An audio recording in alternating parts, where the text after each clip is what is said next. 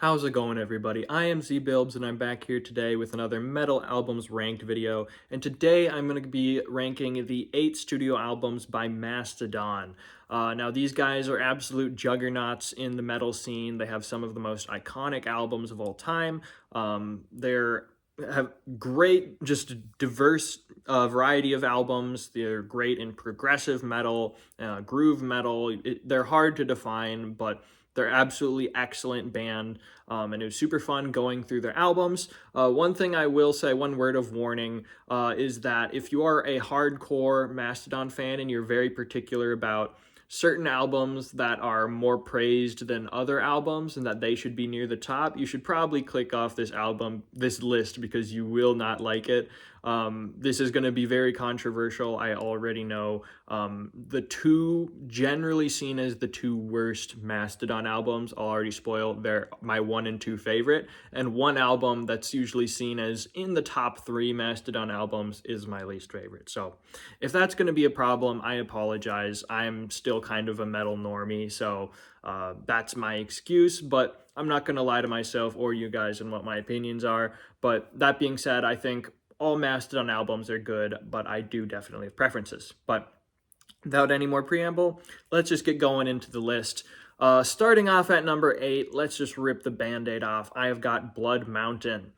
Now, this is usually seen as one of the best Mastodon albums. Usually it's 1, 2, or 3. And I mean, I can kind of see it. Now, it's right after Leviathan, which is another classic. But I like a Leviathan a lot more. I'm not entirely sure why. I think generally when it comes to Mastodon albums, I like more of the, not necessarily less progressive style, but more of a style that has like a more structure to it. You know, it's got some choruses, it's got some memorable hooks and melodies in here. Whereas kind of Blood Mountain feels the weirdest, I would say, out of Mastodon albums, and it's just kind of all over the place in its style, which people absolutely love. I can see why. It's got some very interesting sounding, just music in there. Like it's hard to describe it because it's so weird. It's still got a very kind of rough edge to it, kind of like Leviathan. It's very much still like a heavy, groovy album. And there is songs I like from here, but it is a pretty long album, and I'm not gonna lie that the bulk of the songs I do not like on this album. This is the one album by Mastodon that I would say is just kind of I don't get too much enjoyment out of it. I really like The Wolf is Loose, but that's kind of it.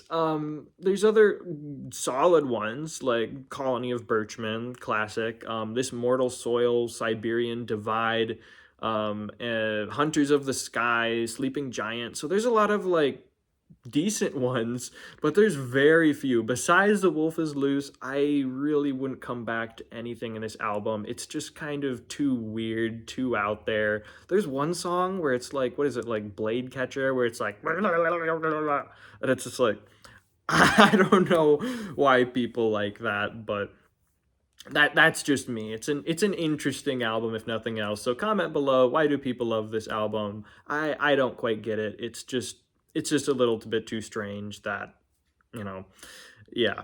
So yeah, that's Blood Mountain coming in at number 8. My apologies to all of you who are already disliking and commenting. Moving on to number 7, I have Remission. Unlike Blood Mountain, where I don't even know why I don't like it. It's just so weird. This album, there's a very clear reason why. Not necessarily I don't like it. I actually kind of like this album, but just the style. This is very different from almost all other Mastodon albums. It's the most straight up just death or groove metal, which I don't like as much as when they have more of a clean progressive style later on. There is some really fun, catchy, heavy, chuggy riffs on here that I do actually like. And this album, the songs, for the most part, are pretty short and digestible. So songs like Crusher, Destroyer, and Burning Man are actually, I like them a lot. Other songs like Trainwreck, Trampled Under Hoof, Mother Puncher are also pretty solid. But as a whole, because the style just isn't quite my thing, it's not an album that I consider to be, one of the best or even better of Mastodon's albums. So definitely not a bad album, but not really my thing. So that's Remission at number 7. Moving on to number 6, I have their newest album, Hushed and Grim, or Bloated and Overstuffed, as I would call it, but not really. That's kind of a joke. But when I first listened to this album, it was actually my least favorite by quite a wide margin. Because as I said, I do think the main problem with this album is it is way too overbloated. It's a double album, so there's a lot of songs on it, and the majority of songs I don't love. I would say it ended up being the first time I listened through it, I was like, this is just too long. There's too many songs. I don't like the majority of songs. I've come around to it a little bit, which is why it's at 6 and not at 8. There are quite a lot of really solid songs, in my opinion. And honestly, if this was a single album, if this was just the first half of the album, if the album ended on Pushing the Tides, it would be probably at number 3. But it's not. This has a back half to the album, and I don't really like a single song after Pushing the Tides. So I don't know. Comment below if you think I'm sleeping on any of the back half songs, but I think they're all just pretty generic. So yeah. Oh man, the front half of this album, pretty good. There's some absolute bangers on this front half. Let's see. So Pushing the Tides, already mentioned. That's an excellent song. Tear Drinker is great. I like Skeleton and Splendor. That's a really nice, more subdued ballad. Pain with an Anchor, and my absolute favorite on this album, one easily top 5 Mastodon song for me, Sickle in Peace. It's got a killer riff. It's got an amazing chorus. It's everything I love in a Mastodon song. It's kind of an example of, why I don't love Blood Mountain as much. It's still got that kind of fun, weird, like different kind of progressive riffs and harmonies that I love about Mastodon, but it's still got a straightforward hook, chorus, riff to it, which for Blood Mountain, not really. But I should stop talking about Blood Mountain and more say Hushed and Grim. Yeah, it's got some great songs. I like the front half.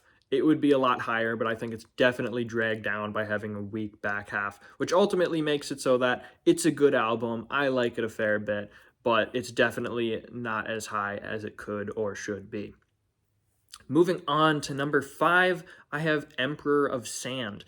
Honestly, all albums here on out, and probably Hushed and Grim included, are not just good, but really darn solid, if not great albums. Emperor of Sand, it's a really solid album, but it misses out on the top half of their discography, just because all the other albums I think are, absolute classics.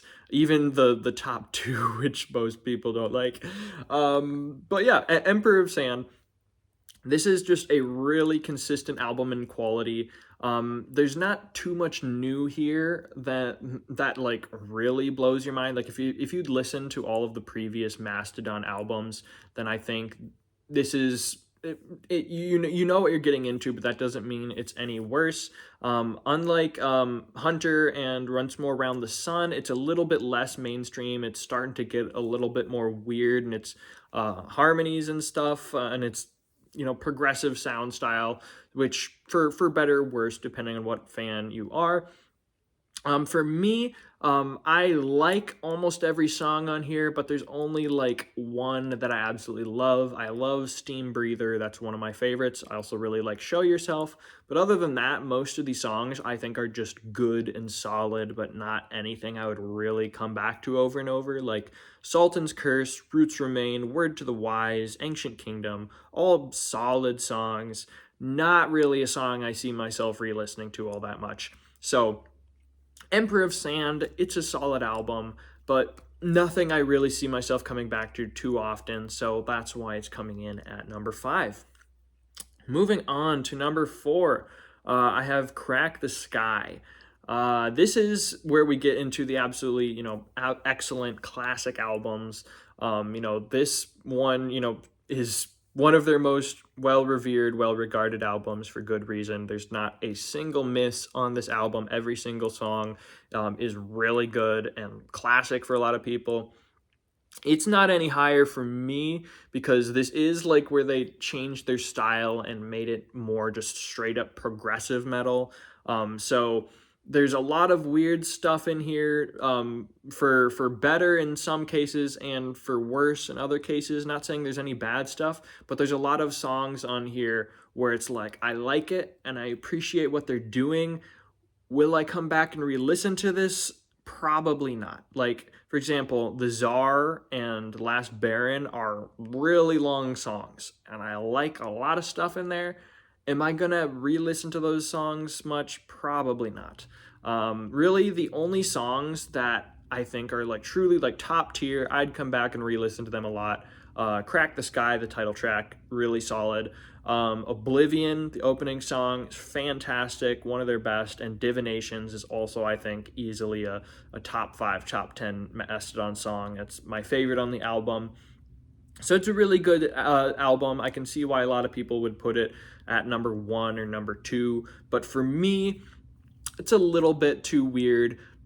Not in a weird way, quite as like Blood Mountain, where it's like weird and I don't quite get it. Where it's a weird, but it's a weird way where it's like, yes, there's stuff that I feel like I can grab onto and enjoy.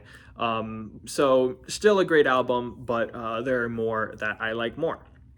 Like this next album, which barely edged out Crack the Skye, and that is Leviathan at number 3. Now, Leviathan, just like Crack the Skye, I think there's maybe one song I don't love on here, which is Island, because that one's just too kind of straight up just crazy death metal song. I do like how they featured that in Monsters University. I love that movie. But every other song, I think, ranges from good to great. Probably why this album isn't any higher is, as I said, there is a lot of songs that feature a lot of just straight up like crazy death metal stuff, and because it's not quite my favorite style, not much of it lands with me, but the stuff that lands in this album is absolutely excellent. This has probably got the best riffs out of any other Mastodon song. There's just some deep, heavy, chunky riffs in here that are just so epic, so fun. My favorite, Blood and Thunder, is probably my favorite Mastodon song. It might be close with one other I'll talk about later, but that song is just freaking badass. Other great ones, Iron Tusk probably has my favorite riff on the album. That one's just got a fun, heavy riff. I Am Ahab is probably my third favorite. I also love Naked Burn. But basically every other one has gotten good stuff on it, whether it be Hearts Alive, the longer one, Sea Beast, Megalodon. It's all really great stuff, but it's not in my top 2 because it still is, very death metal-y, very heavy, groovy in a way that isn't quite my thing. There's not too many songs that have just a straightforward flow to them with just a fun hook. So while it's definitely a very classic, very well-beloved album for a good reason, it's just not quite my favorite thing when it comes to Mastodon. Moving on to number 2, now we get into the super controversial stuff. Because number 2, I have Once More Round the Sun, one of the 2 albums that most Mastodon fans put at the bottom of the list. I am putting near the top of the list for reasons, as I already said. This album and the one that you already know is coming up next. For me, it's all of the stuff I like about Mastodon, the fun, chuggy, progressive riffs to it, but they mix all 3 of their singers in unique ways. They've got fun, catchy choruses and hooks that I can grab onto and get stuck in my head. And the main thing, these albums have the most songs where I'm like, I remember that song and I want to come back and listen to that song again and again. For other Mastodon albums, for Leviathan, it's basically just Blood and Thunder that I really want to go back and re-listen to. For Crack the Skye, it's Divinations. For Emperor of Sand, it's Steam Breather. But for these next two albums, there's multiple songs that I really want to come back to, and I think that's probably the main thing for me. So I'm probably basic. I'm probably just a normie for liking these more mainstream style albums, but it is what it is. Comment below why I suck, but yeah. So yeah, Once More Around the Sun. It's a great album for all those reasons. Some of my favorite songs on here. Chimes at Midnight. I said Blood and Thunder was my favorite song. It's close. It's probably a tie between Blood and Thunder and Chimes at Midnight. I absolutely love that song. It's got an awesome chunky riff. It's got an amazing chorus. It uses all the singers in a great way. I also love Tread Lightly. It's probably my second favorite. The Mother Lode and Once More Around the Sun are also great. I love Feast Your Eyes. I like Ember City. It's not as high because it's also a pretty long album, and honestly, especially in the back half, there are a handful of songs that are kind of weak. So I'd say the strength and the amount of really solid songs definitely holds this album up, but it is a little bit, you know, overlong, overstuffed, not quite as much as Hushed and Grim, so I can see why people wouldn't like it in that regard, but it is the style of Mastodon that I like the most, so that's why I've got to put it at my number 2 spot. But moving on to my favorite Mastodon album, I have The Hunter.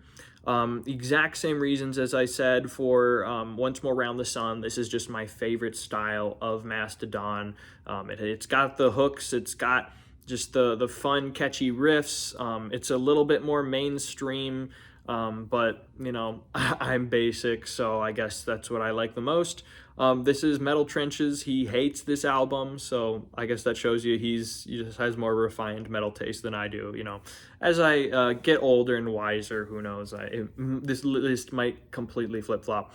But yeah, my favorite songs on this album, Black Tongue and Curl of the Burl, are fantastic ways to start it. All the heavy lifting, fantastic. The Hunter, title track, Spectre Light. The Sparrow, I think a super underrated and just really beautiful ballad near the end. My favorite on this album is probably Dry Bone Valley. Not quite as good as Chimes at Midnight or Blood and Thunder, but it's still probably in my top 5.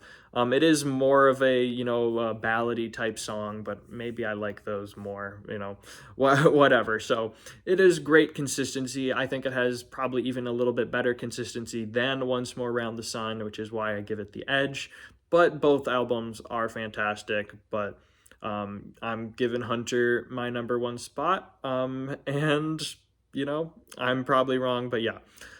So that is my list of the 8 Mastodon albums, ranked from my least favorite to my favorite. I'm sure I'll release this and they'll have their new album set to release like in a week, and I'll have to redo this list. I saw they released a new song with Lamb of God. I don't know if that's on a new album or not, but we will see. So let me know in the comments. What did you think of my list? How bad was it? Let's have a discussion. Let me know in the comments what bands would you like to see me do videos on in the future, or what other videos would you like to see me do.